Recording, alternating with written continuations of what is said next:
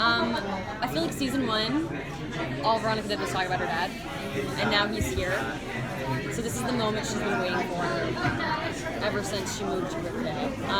And I think she's terrified and doesn't really know where she stands with him. There's so many mixed feelings. Either she is going to be Daddy's little girl and want to please him and impress him and show him that she's a Lodge after all and she can handle tough situations, or she's going to be really hard on him and kind of try to like keep tabs on him and make sure he's like sticking to a good path and not going that corrupt route. So it's layered, and also because of all of that drama, her relationship with her mother has changed because Hiram now has changed the way her mother acts around Veronica. She's colder, she's secretive and not sharing anything, and Veronica just wants to be part of the family and wants to feel like she has a seat at the table. What can you tell us about your friendship in season 2 and then your friendship off screen? Do you have a favorite memory of working together?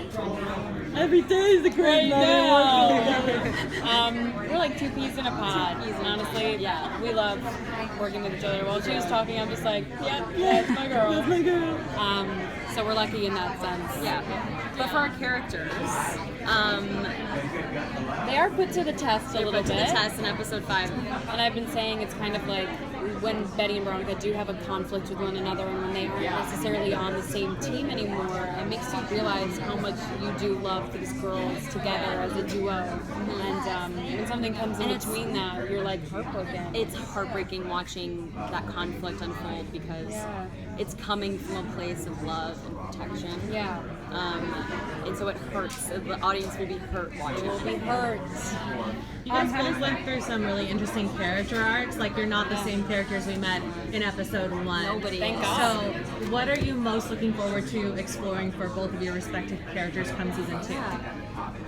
Well, for Betty, there becomes a broken side of her that you see. I mean, Betty, without saying anything about the mystery itself, is kind of at the core of the mystery in season 2 for the first half of the season, and she's thrown into something that she never imagined being thrown into, and her circumstances break her in a way. So you see this vulnerable side to Betty that you haven't seen before, and it's not as much of a darkness as it is just a broken heart of Betty. Hopeless. Yeah, it's sad. Could we ever see her rekindle anything with Archie, or not that there was anything romantic? in the first place? Yeah, would she go back there? Not at this point. I don't know for the long run, but at this point it's still platonic, and she loves Jughead, but you do actually see moments of friendship with them. You see a good amount of moments between Betty and Archie and their friendship, which is really nice because I don't think we got to see a lot of that in season 1, and you kind of get to see the two best friends that grew up as next door neighbors, and that's really nice for me to see. Yeah.